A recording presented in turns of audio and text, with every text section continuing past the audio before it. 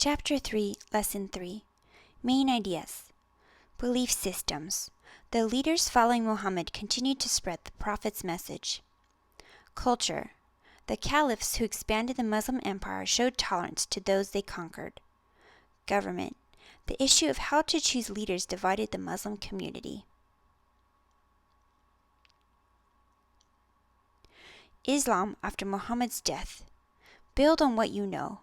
Muhammad's death in 632 brought a crisis. How would Islam survive without the leadership of the Prophet? New Muslim leaders emerge. Essential question. Who were the leaders who spread Islam after Muhammad's death? For more than 20 years, Muhammad has spread the word of Allah across the Arabian Peninsula. He had begun to establish a Muslim empire. In particular, Arab nomads had responded to his message. Islam brought order, justice, and hope of heaven into their lives. Then, in June 632, Muhammad died. Muslims were suddenly without a leader. After Muhammad's death, Muhammad had not named a successor or instructed his followers how to choose one upon his death. Panic swept through the Muslim community. Muhammad's father-in-law and trusted friend, Abu Bakr, spoke to reassure Muslims. He said, "If there are any among you who worship Muhammad, he is dead. But if it is God you worship, he lives forever." Abu Bakr was a man respected for his devotion to Muhammad and to Islam. The Muslim community elected him as Muhammad's successor.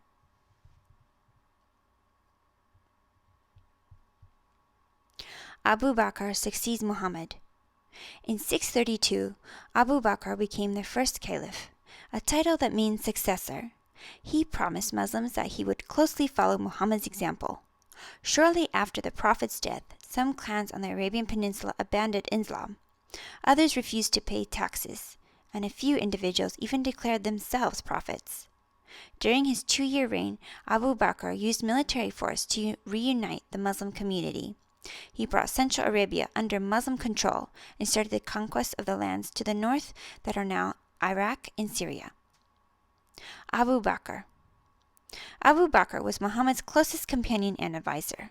Like Muhammad, Abu Bakr was from a Mecca clan that was important in the caravan trade. He was one of the first Meccans to convert to Islam. His daughter, Aisha, became Muhammad's wife.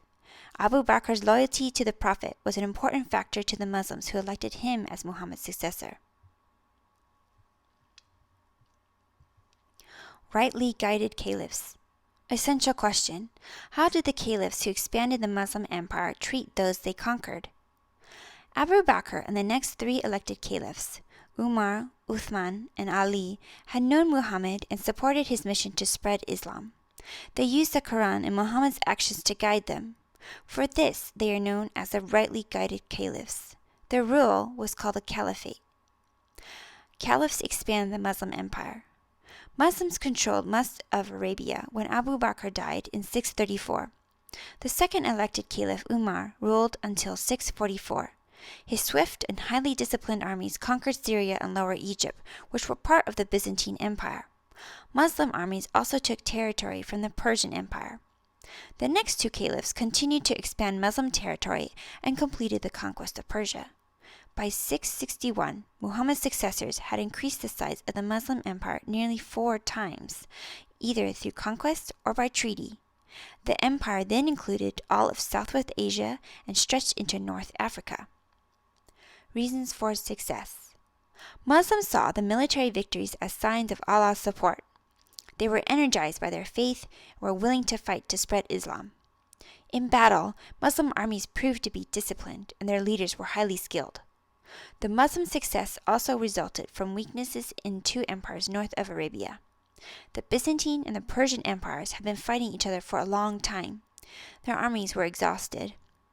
Another reason for this success was a Byzantine and Persian policy of persecuting people who did not support their conquerors' religions.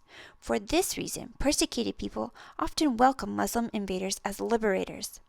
Muslims let conquered people keep their own religions if they wished to do so. The Quran did not allow Muslims to force conversions.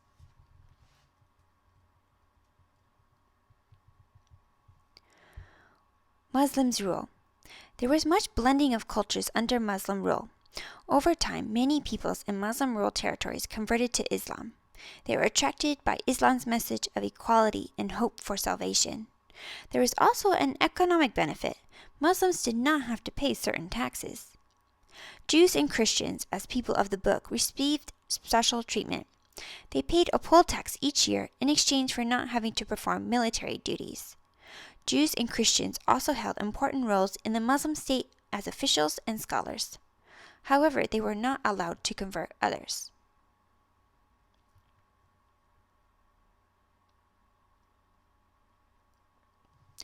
Primary source. Background. The Quran is the holy book of Islam. Muslims believe that the Quran is the word of God as revealed to the Prophet Muhammad. The Quran is written in Arabic as shown below. From the Quran. Surely they that believe, and those of Jewry and the Christians, whoever believes in God and the last day and works righteousness, their wage awaits them with their Lord, and no fear shall be on them, neither shall they sorrow.